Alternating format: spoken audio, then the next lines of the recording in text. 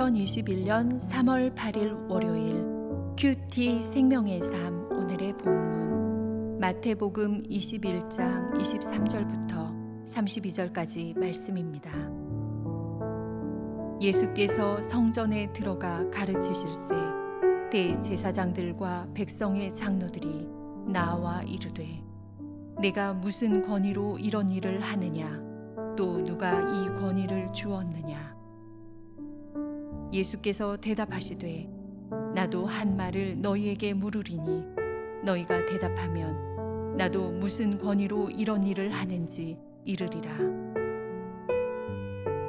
요한의 세례가 어디로부터 왔느냐 하늘로부터냐 사람으로부터냐. 그들이 서로 의논하여 이르되 만일 하늘로부터라 하면 어찌하여 그를 믿지 아니하였느냐 할 것이요 만일 사람으로부터라 하면 모든 사람이 요한을 선지자로 여기니 백성이 무섭다 하여.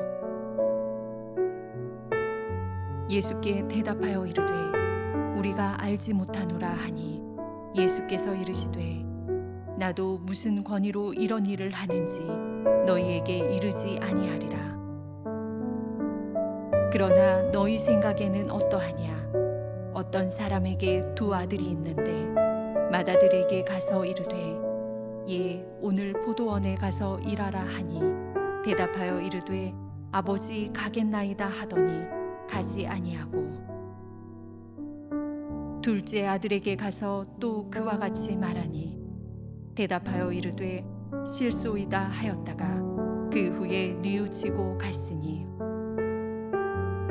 그 둘 중에 누가 아버지의 뜻대로 하였느냐. 이르되 둘째 아들이니이다. 예수께서 그들에게 이르시되 내가 진실로 너희에게 이르노니 세리들과 장녀들이 너희보다 먼저 하나님의 나라에 들어가리라.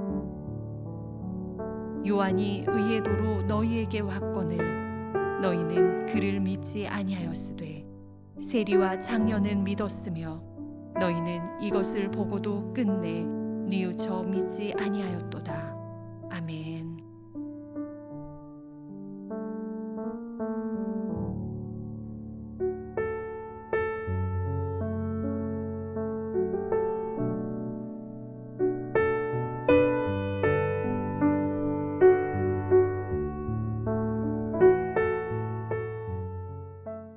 예수님께서 예루살렘 성전에 입성하셔서 가장 먼저 하신 일은 성전을 깨끗하게 하신 일이었습니다. 한참 열심히 가르치고 계실 때 성전에서 주인 노릇을 하는 대제사장들과 백성의 장로들이 나와 주님께 추궁하듯 따졌습니다. 그들이 묻는 것은 이것입니다. 당신이 무슨 권위로 이런 일을 했고 누가 이 권위를 주었느냐 하는 것입니다. 이 말은 예수님께 권위가 없는데 권위 있는 자처럼 행동했다는 말입니다. 이에 예수님께서 그들에게 되물으셨습니다. 예수님이 묻는 말에 대답하면 무슨 권한으로 이런 일을 하는지 이르겠다 말씀하십니다. 여기서 예수님께서 사용하시는 되묻기는 당시 유대인들이 논쟁에서 흔히 사용하던 방법으로 상대의 힘을 역이용하여서 혀를 찌르는 대화 방식이었습니다. 예수님은 요한의 세례가 하늘로부터 왔는지 사람에게서 왔는지 물으십니다. 만일 하늘로부터 왔다고 하면 세례 요한을 믿지 않았던 대제사장들이 곤란해집니다. 그렇다고 사람으로부터 왔다고 답하면 세례 요한을 선지자로 받아들이는 무리들에게 그들이 공격을 받게 될 것입니다. 그러니까 당시 대제사장들은 로마 정부의 눈치를 봐야 했지만 또 한편으로는 유대인들의 호응을 얻어야 했던 것입니다. 많은 무리가 예수님을 찬미하고 있는데 요한의 권위가 사람으로부터 왔다고 하면 무리가 대제사장을 지탄할 것입니다. 난처해진 그들은 알지 못한다고 말합니다. 그러자 우리 주님께서도 당신이 무슨 권위로 이런 일을 하는지 말하지 않겠다고 말씀하십니다. 여러분, 예수님이 받은 권위는 하늘로부터 온 것입니다. 예수님께서 요단강에서 세례 요한으로부터 세례를 받으시자 하늘이 열렸습니다. 성령이 비둘기같이 임하고 하늘로부터 성부 아버지 하나님의 음성이 들렸습니다. 이는 내 사랑하는 아들이요 내 기뻐하는 자라. 이때 하나님은 성자 예수 그리스도에게 권위를 주셨습니다. 여러분, 대제사장들과 장로들이 가진 권위는 마치 풍선과 같았습니다. 여러분, 풍선은 바늘로 찌르기만 하면 곧 터지고 맙니다. 그러니까 그들이 가진 권위는 남에게 겉으로 보여지는 일시적인 것에 불과했습니다. 우리 예수님께서는 되묻기의 방식으로 대제사장과 장로들의 헛된 권위를 터뜨리신 것입니다. 이제 예수님은 예수님의 질문에 모른다고 대답하며 어물쩍 넘어가려는 그들에게 한 비유를 들어서 그들의 죄악을 지적하십니다. 포도원을 가진 두 아들이 있었습니다. 그중 맏아들은 포도원에 가서 일하라는 아버지의 말에 가겠다고 말했지만 결국은 가지 않았습니다. 그는 약속을 어기고 불순종한 것입니다. 예수님은 이 행동이 종교 지도자들의 행위와 같다고 말씀하시는 것입니다.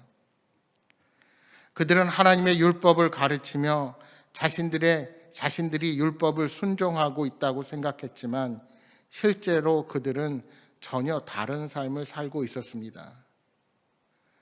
그들은 하나님께서 보내신 예수님을 배척하고 반대했으며 마지막까지 자신들의 행위를 돌이키지 않았습니다.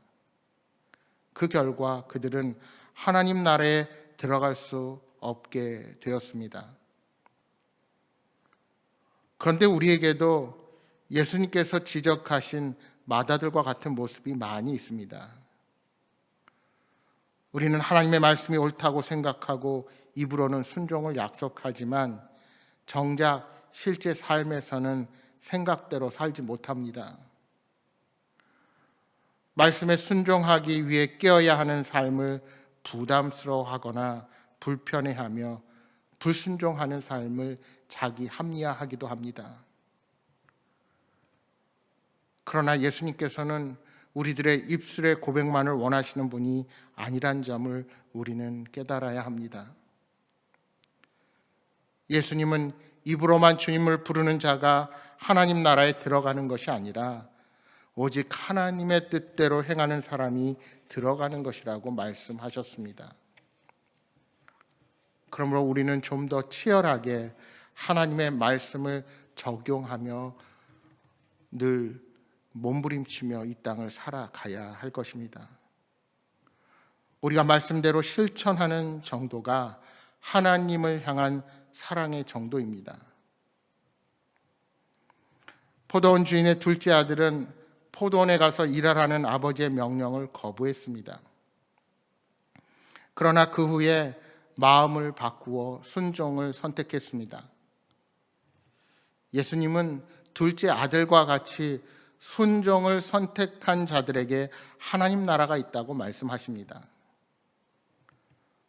그렇다면 둘째 아들과 같은 이들은 과연 누구입니까? 그것은 바로 세리와 창녀와 같은 죄인들이라고 말씀하십니다. 그들은 둘째 아들이 아버지의 명령에 불순종한 것처럼 하나님의 율법과 배치되는 악한 삶을 살고 있었습니다. 그런데 그들에게 찾아오신 예수님의 말씀을 듣고 마음을 바꾸었습니다. 이것이 회개입니다. 이 회개의 결과로 그들에게 하나님의 나라가 주어졌습니다. 그들은 종교 지도자들이 가장 경멸한 자들이었습니다. 그러나 자기를 의롭다고 여기는 자들이 아닌 스스로 죄인이라고 인식하고 겸손히 예수님께 나아오는 사람이 결국 의인으로 받아들여졌다는 것입니다. 여러분, 하나님 보시기에 우리 모두는 다 똑같은 죄인입니다. 우리는 주님의 은혜가 아니었으면 주님의 명령을 떠나 철저히 하나님을 부인한 채 살아가는 반역자에 불과했습니다. 그러므로 우리 역시 둘째 아들이 자신의 불순종을 돌이킨 것처럼 하나님과 상관없이 살았던 지난날의 교만과 죄악을 회개해야 합니다. 그렇게 회개하는 자에게 하나님께서 약속하신 구원이 주어지는 것입니다. 세리와 창녀와 같은 죄인들의 친구가 되어주신 주님께서 오늘 우리들의 친구가 되어주시고 우리들의 모든 죄악을 깨끗하게 씻어주시며 의로운 삶으로 인도해 주실 것입니다. 사랑하는 여러분, 예수님은 죄인을 불러 회개시키기 위해 이 땅에 오셨습니다. 예수님은 스스로 의롭게 여기는 자가 아니라 자신이 죄인임을 인정하고 돌이키는 자들에게 구원의 은혜를 약속하셨습니다. 따라서 우리의 회개는 말로만 고백하는 것으로 끝나서는 안 됩니다. 구체적인 삶의 영역에서 하나님의 뜻에 거스르고 주님이 아닌 세상의 가치관과 욕심으로 행하고 있는 모든 일들을 돌아보고 거기로부터 돌이키시기 바랍니다. 날마다 삶의 구체적인 부분까지도 하나님께서 기뻐하시도록 우리와 동행하시는 성령님을 의지하며 살아가시는 여러분 모두가 되시기를 소망합니다. 사랑하는 여러분, 이 한 주도 주님이 주시는 힘으로 승리의 삶을 살아가시기를 주님의 이름으로 축복합니다. 이 아침 주신 말씀 생각하면서 우리 함께 기도하도록 하겠습니다.